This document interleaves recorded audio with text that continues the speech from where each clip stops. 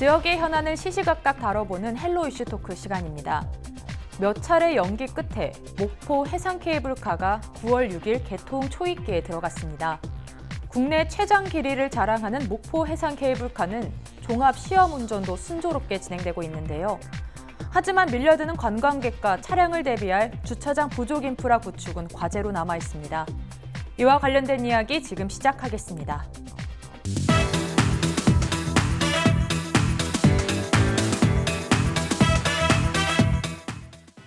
목포 해상 케이블카 개통이 일주일 남짓 남았습니다. 그간 안전상의 이유로 여러 번 연기가 됐는데요. 과정에 대해서 좀 이야기해 주시죠. 예, 드디어 우여곡절 끝에 오는 9월 6일 유달산과 고하도를 잇는 목포 해상 케이블카가 개통이 됩니다. 총 연장이 3.23km, 국내 최장거리라고 해요. 해상 케이블카 가운데서는. 또 높이도 155m라고 합니다. 이것도 국내 최대 높이라고 합니다. 우리가 해상 케이블카 하면은 이제 요수를 떠오르는데 요수 해상 케이블카가 약 한 1.5km 된다고 그러니까 거의 배의 길인데 그 목포 해상 케이블카를 타고 가게 되면 일단 유달산의 기암 궤석들 또 다도해를 한눈에 볼 수 있고요. 목포 시가지도 마찬가지고 멀리는 남하까지 보인다고 그러더라고요. 아마 해상 케이블카가 목포 관광의 랜드마크가 될 것이 저는 틀림없다라고 생각하고요. 이와 같은 목포 해상 케이블카 개통을 계기로 해서 목포권의 관광산업은 물론 서남안의 관광산업의 발전에 중요한 주춧돌이 될 수 있다라고 저는 확신을 합니다. 목포 해상 케이블카는 2015년 10월 달에 사업자 선정을 마쳤고요. 2017년 9월 달에 이제 환경 영향 평가를 마치고 기공식을 해서 원래는 2018년 10월 달에 개통을 목표로 해서 추진이 됐었는데 연기가 됐었죠. 올 4월 달로. 그러다가 또 5월 달로. 또 5월 달에 미세한 그런 결함으로 인해서 이제 9월 6일로 최종적으로 결정이 됐습니다. 그런데 해상 케이블카 착공과 관련해서 초기에는 찬반 여론이 굉장히 심했었습니다. 저도 그 찬성 쪽에 서가지고 방송이라든지 또 신문, 토론이나 세미나에서 목포의 관광 발전을 위해서는 해상 케이블카 건설이 중요하다라고 강하게 어필을 했었는데 반대쪽에 있는 분들도 상당한 그 어필을 했었어요. 첫째는 이제 환경 파괴, 그 아름다운 유달산이 파괴될 수가 있다. 환경 파괴, 또 안정성, 바람이 심하게 불면 해상 케이블카가 위험하지 않을까라는 이러한 논리를 가지고 반대가 굉장히 심해졌습니다. 아무튼 초기에는 상당히 아주 복잡했었습니다.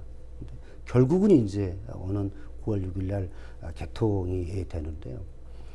지금 상황에서 가장 중요한 것은 첫째도 둘째도 셋째도 안전입니다. 충분히 회사나 관계된 회사나 목포시에서도 다양한 상황을 시뮬레이션을 통해서 준비하고 점검하고 있는 걸로 알고 있습니다만은 만에 하나 운행 도중에 문제가 발생이 됐다면 정말 목포 관광은 굉장히 어렵게 됩니다. 따라서 목포시 또 당해 회사뿐만 아니라 전문가들과 함께 목포 해상 케이블카가 안전한 운행이 될 수 있도록 또 목포 해상 케이블카 개통을 계기로 해서 목포권 관광산업이 발전할 수 있도록 우리가 함께 머리를 맞대야 될 것 같습니다. 네, 정말 여러 번의 연기 끝에 드디어 개통을 하게 됐는데요. 예, 예. 네, 또 추가적으로 말씀해 주시죠. 하여튼 우리 김 교수님께서 안전에 대해서 잠깐 언급을 해주셨지만은 잘 아시는 바와 같이 이제 안전은 99.99%가 안전하다고 확신을 해도 단 0.001% 결함으로 대형 사고로 이어지는 그런 경향이 많습니다. 특히 서비스 사업을 하다 보면은 안전 우선보다는 대체적으로 사업자들이 경영 논리에 치중을 해서 안전이 다소 소홀해지는 그런 경향들이 굉장히 많이 있습니다. 비상 해상 케이블카뿐만 아니고 다른 운수 사업이나 서비스 산업에 보면은 안전보다는 경영 논리가 우선이 돼서 그 어떤 문제, 사회적인 문제로 발생을 하고 있는데, 하여튼 그동안 몇 차례 우여곡절 끝에 이제 목포시나 이제 사업자가 안전 문제로 또 공기 문제로 이제 지연을 하다가 최근에 이제 안전 점검 결과라든지 시운전 결과 이런 부분들이 전부 관계 규정에 적합하고 안전하다는 이제 판단을 받고 9월 6일에 개통에는 전혀 문제가 없을 것으로 그렇게 예상은 되지만은, 운행 후에도 안전 요원들을 대폭적으로 확충을 해서 조금이라도 안전에 소홀함이 없도록 그렇게 관리를 좀 철저히 했으면 좋겠다는 바람을 말씀을 드립니다.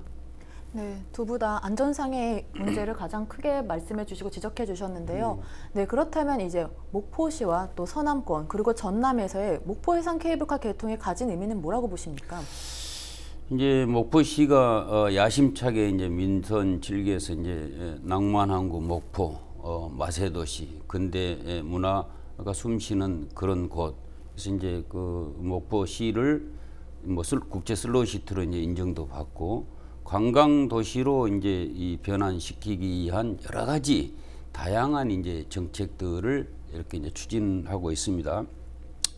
그래서 이제 목포에 잘 아시다시피 이제 관광의 불모지다 싶은 이 목포의 서남권에 목포 해상 케이블카라는 새로운 이제 서남권의 명물이 이제 하나가 이제 탄생하게 되는 거 아니겠습니까? 그래서 이제 목포 새로운 볼거리, 탈거리, 즐길거리로서의 역할을 이제 충분히 할 것으로 생각이 들고, 특히 목포의 유달산, 과도 바다를 잇는 목포 산과 바다를 밤낮 없이 즐길 수 있는 그런 측면에서는 상당히 관광객 유인 효과가 클 것으로 보고, 특히 유달산에서 고화도를 건너가는 0.8km 정도의 해상을 건너는 그 구간은 감동과 스릴이 꽤 있을 것으로 저는 이제 그렇게 생각이 듭니다. 그래서 목포 해상 케이블카는 목포의 산과 바다를 밤낮 없이 즐길 수 있고, 또 지난번에 개통된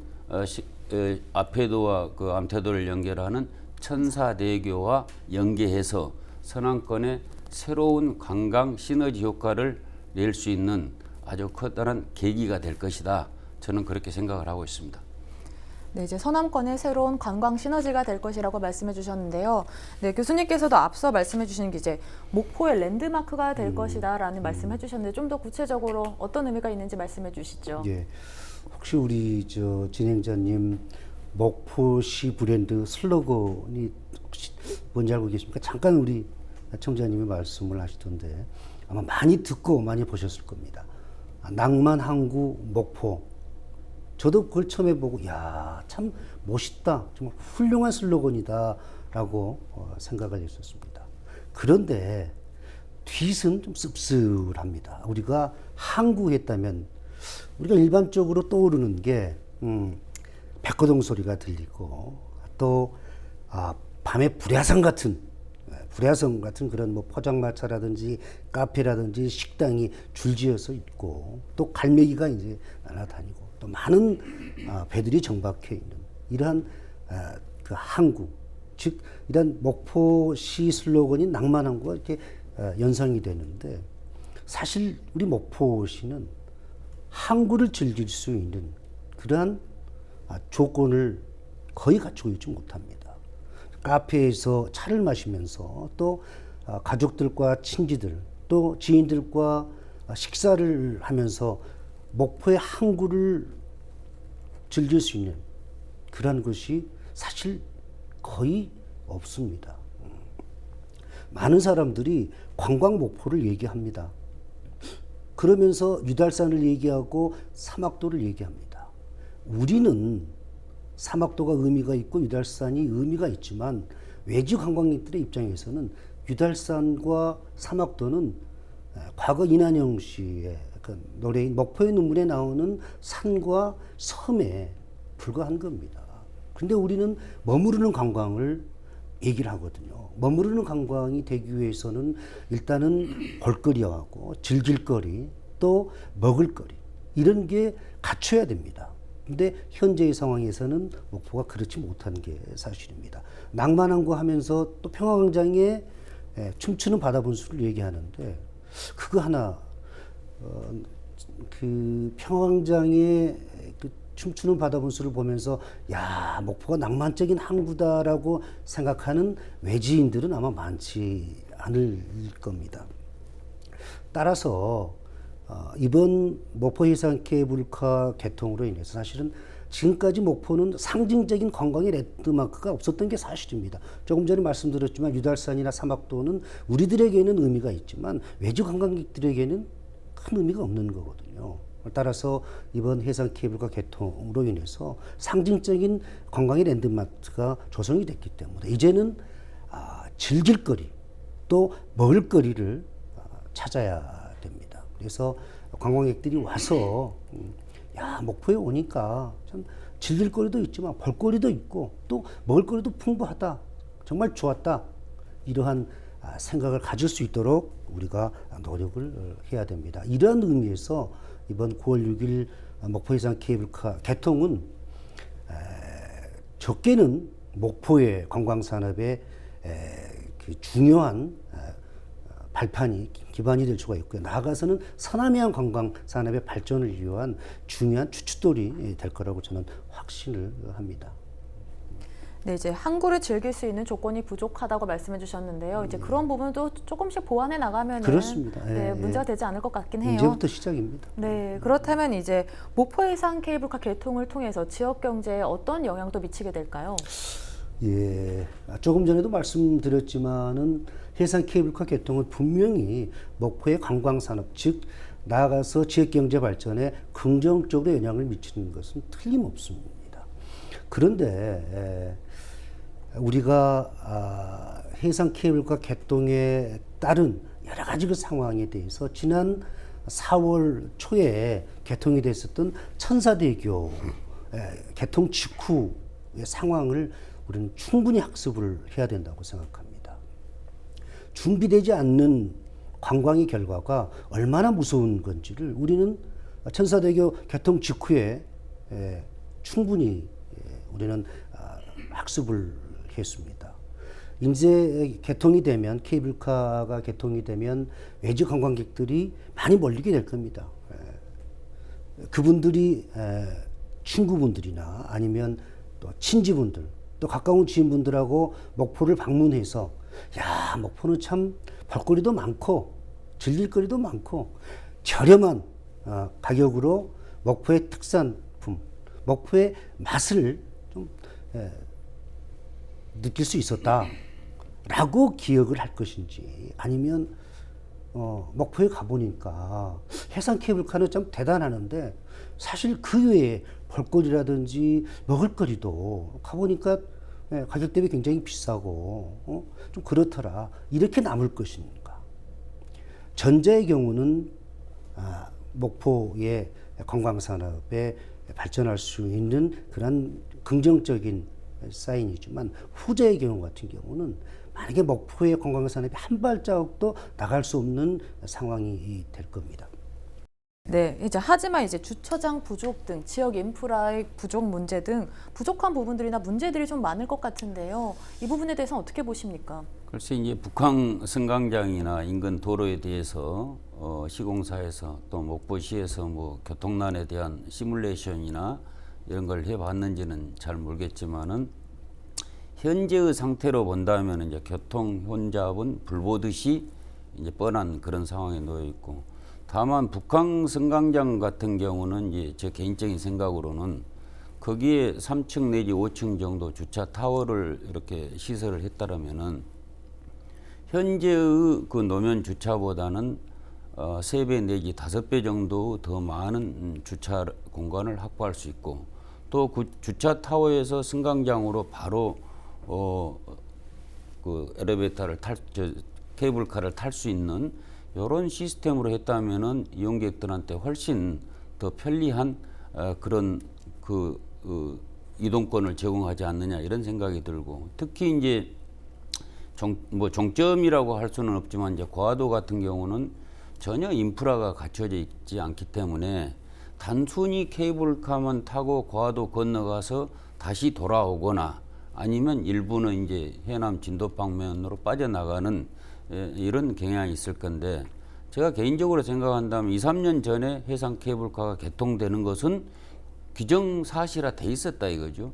그러면 거기에 맞춰서 시너지 효과를 내기 위한 어떤 시설, 그러니까 뭐 예를 들어 고화도 앞에 있는 유수지를 활용한 인공해수욕장 개설이라든지, 또 그 바닷물이 깨끗하고 좋으니까 해수탕 뭐 시설이라든지, 또 뭐 저기 골드레이크 그 유락 시설처럼 그 대규모 그 유수 호텔 내지는 물놀이장, 이런 것들을 좀 그 시설을 해서 뭐 국비가 됐든 도비가 됐든 시비가 됐든 아니면 민자 유치를 해서 해상 케이블카를 타고 감동과 스릴이 씨 고화도를 건너갔다면은 거기에서 또 보고 즐기고 놀 수 있는 그런 시설들이 있었다면은 훨씬 관광 그 해상 케이블카 개통은 시너지 효과가 클 걸로 생각이 듭니다.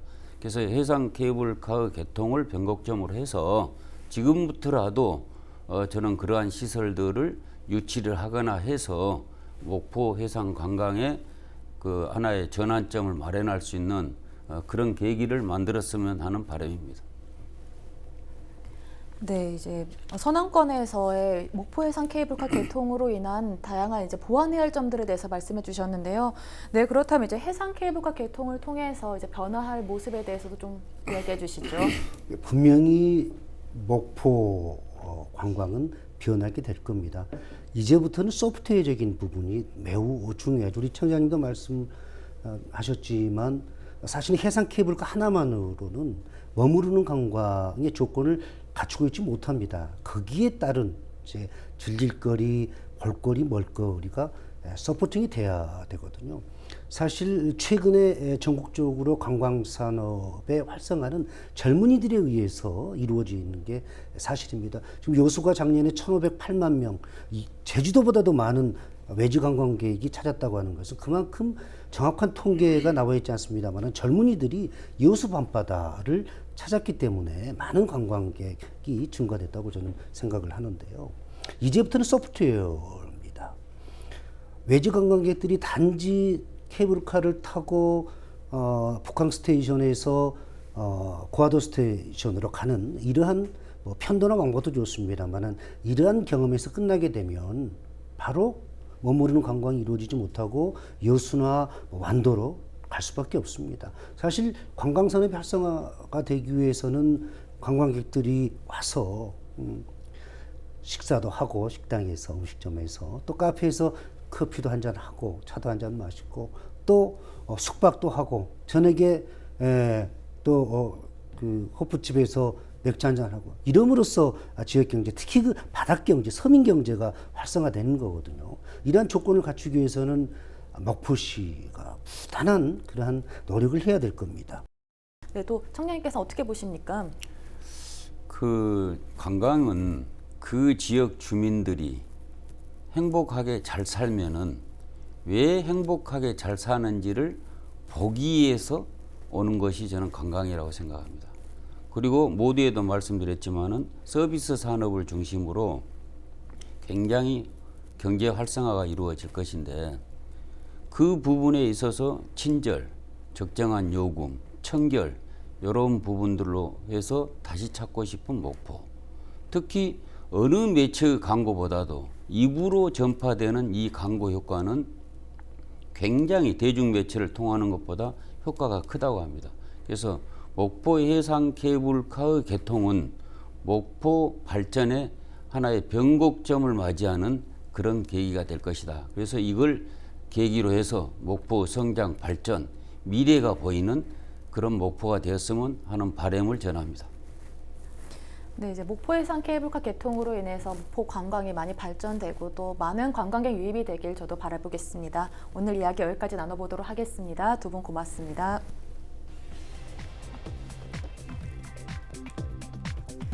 케이블카가 개통되면 연간 최대 1,300만 명 이상의 관광객이 탑승할 것으로 예상하고 있는데요. 이에 따른 직간접 고용 효과와 지역 경제 관광 등 다양한 분야의 활력이 넘치길 기대하겠습니다. 지금까지 헬로 이슈 토크였습니다.